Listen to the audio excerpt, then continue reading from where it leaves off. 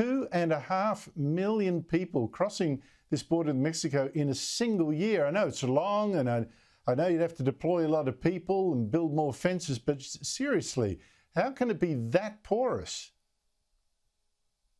Because we have strained resources. We let people know that if they get in, that they can stay. The thing that I find fascinating about this is that we have ports of entry, right? Border crossings that are staffed and manned by U.S. personnel. And yet we see these people who are claiming asylum not go, through those ports of entry. They're climbing over fences. They're going through rivers and such. And my point is that they were really trying to follow the process. We have a process and ports of entry that you go through.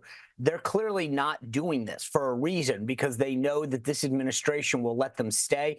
We're having stories of people staying in hotels in New York, to the tune of really nice hotels.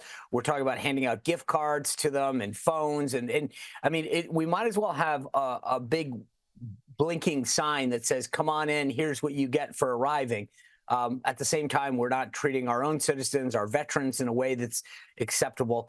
But I mean, the answer is, I think when the word gets out that you're welcome to come in and that it'll take you potentially up to 9-10 years before your case ever gets heard, if you choose to show up, why would you go through any other means to do this? But like I said, the fentanyl crisis alone should be one thing.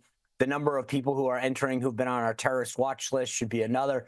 These reports of Chinese men of military age should be another thing. But yet that doesn't seem to concern the folks on the left who believe that this is something that we have to trade for or negotiate over. And that to me is something that I never thought I'd see in my lifetime. I guess it coincides with this idea that to be nationalistic is racist and Trumpian and all that kind of stuff. But Andrew, that's the left seems to put there's folks on the left that believe that. But I am come to believe that this administration recognizes that it's more than a philosophical thing. They truly do look at this as potential future voters. And there's when you walk through the process, they want them to come in. They will give them legal status. They give them temporary work right away ability. And yes, then they start talking about a path to citizenship. It is laughable to think that that's not the plan. And I find it, for those folks in America who don't see what's going on, I feel like I don't know what else you could do to show them it, because it's not philosophical about, there is a subset of folks that believe that. But the vast majority of these folks do it for purely political reasons. Well, millions of votes are quite handy if the Democrats can count on them. So maybe you're correct. But Sean Spicer, speaking of Trump, there are now sniping articles asking where his wife is, Melania. Why isn't she by his side campaigning, family rift, all that kind of stuff? There's a daughter, Ivanka, too. What can you tell us about all this? Well, look, I think if you go back to 16 and 20, she picks her moments. She goes out there. She's obviously very supportive of him, number one. Number two, she has a son that's still in school, Barron, and I think she has always prioritized being a mother to him. If you're going to have a dad that's out on the campaign trail, it's nice to have another parent that's there, and that's the role that she's always cherished and made it very clear that that's her first priority. So I think we will see more of her. Like she did, she picks her moments. She'll come out on the trail.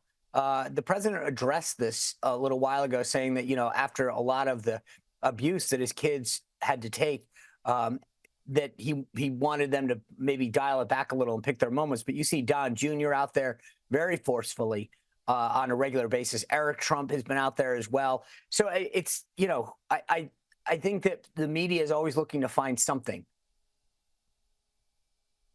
Yeah, I guess so. And some of the abuse of Barron, his youngest son, I thought was just absolutely outrageous, including from a couple of Democrat politicians, I think, who had to apologise for it. But it's so brutal. I don't think a lot of people realise how brutal it can be, and that there are humans at the end of it. Sean Spicer, always great to talk to you. Look forward to catching up with you next week. Thanks for your time. Thanks, Andrew. Well, that didn't take long. Jenny Leong, the Greens MP, who said the Jews are everywhere, they're tentacles. When they rock up to meetings, has now apologised. She didn't know octopus was a was an anti-Semitic trope, and she didn't quite, well, I don't know.